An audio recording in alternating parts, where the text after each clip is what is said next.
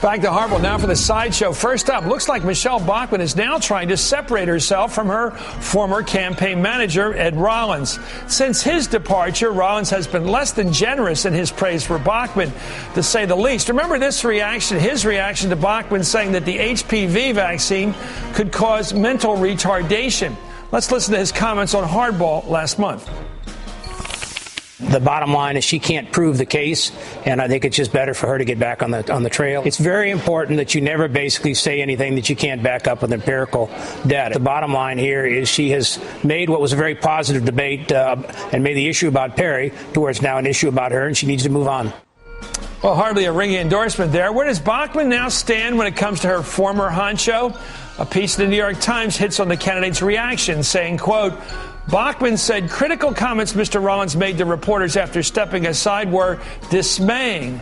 When it was pointed out that Mr. Rollins has a history of speaking sharply about candidates who once employed him, Mrs. Bachmann offered a tight smile. Quote, I guess I should have done that Google search, she said.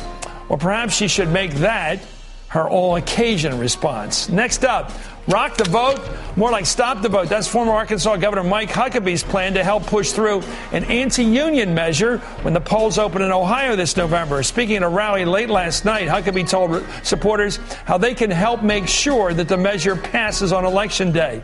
Let's listen. Make a list of 10 family members, 10 friends, 10 neighbors, 10 folks you work with or have worked with in the past, and call them and ask them, are you going to vote on issue 2, and are you going to vote for?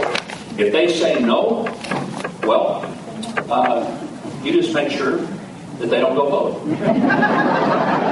Let the air out of their tires on election day.